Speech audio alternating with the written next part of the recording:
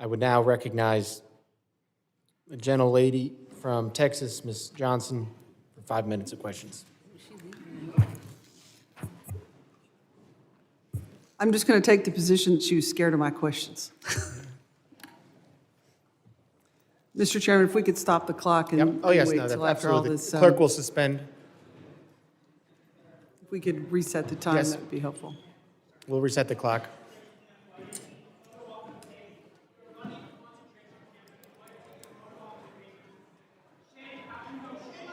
Gentlelady, prepared?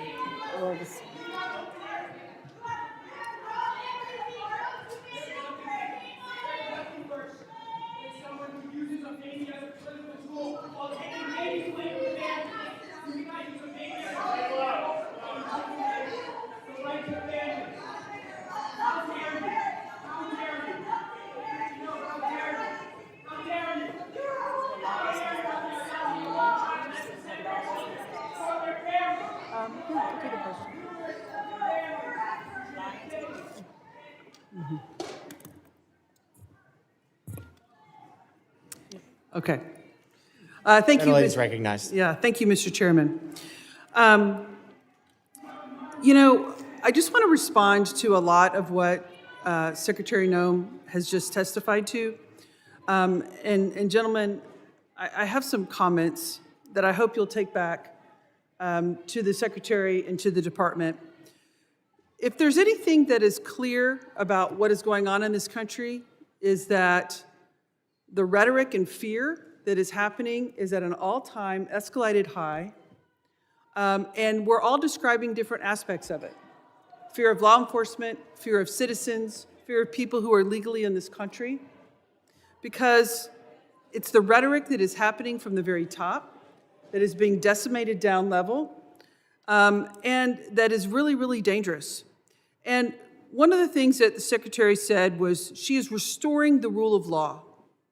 That is absolutely not true, because the rule of law is founded on two fundamental principles: that if you are going to be subject to a criminal arrest in this country, that there is probable cause to do so. You can't just snatch somebody walking into a coffee shop because of the color of their skin. There's no probable cause for that. And also that you will get due process. And that is not happening. And so what you're seeing is an overwhelming frustration of the American people in this country, that the lack of respect and regard for the rule of law by this administration, and in particular by this secretary, is at a level that we have never seen and violates all of the constitutional norms and all of the principles of legal fairness in this country. And you're seeing that manifest itself in threats to law enforcement and bubbling over, because people are frustrated. And they are channeling that frustration because the administration is not listening and is only doubling down on the rhetoric. You know, this notion that I think my colleagues highlighted, that we're only going to pursue serious threats. It's just not true. I visited an ICE facility outside of Dallas, and over 70% of them were classified as the lowest threat level, as never having a criminal record at all. But yet they were there because of the color of their skin. There was not a probable cause. They're not a threat to this country. They have no criminal history at all. I fully support, as does everyone on this committee, Homeland Security focusing on threats to our national security. We want cybersecurity. We want terroristic threats from abroad to be stopped. Absolutely. None of us want a recreation of 9/11, but we also do not want, under any level, the trampling of our constitutional rights and the legal system of due process.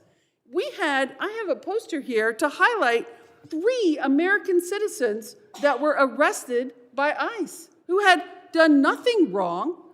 They presented themselves as American citizens, but yet were still trampled, assault. One had broken ribs, a brain injury, an older gentleman by being knocked down to the ground after he said, "I'm an American citizen."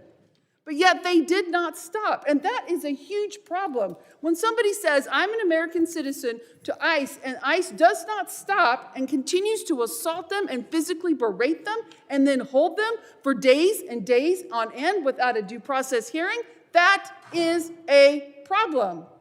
And it is not stopping. We have brought these concerns to the Secretary and to agencies like yourself in these hearings time and time again through multiple letters. We've all written letters that have gone unresponded because this cannot happen in our country.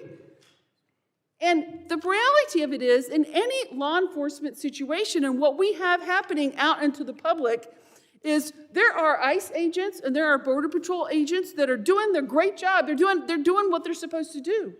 But there are also bad actors. There are people who are exceeding their authority. The power's gone to their head. The intimidation is outrageous. And there's no effort to rein them in by the FBI. There's no effort to rein them in by the Homeland Security. There's no effort to overcorrect, just like one of my colleagues highlighted, the reinstatement of one that was inappropriate.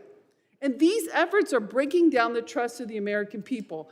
I hope you take these concerns back because they need to be addressed if we're going to address the violence in this country. I yield back.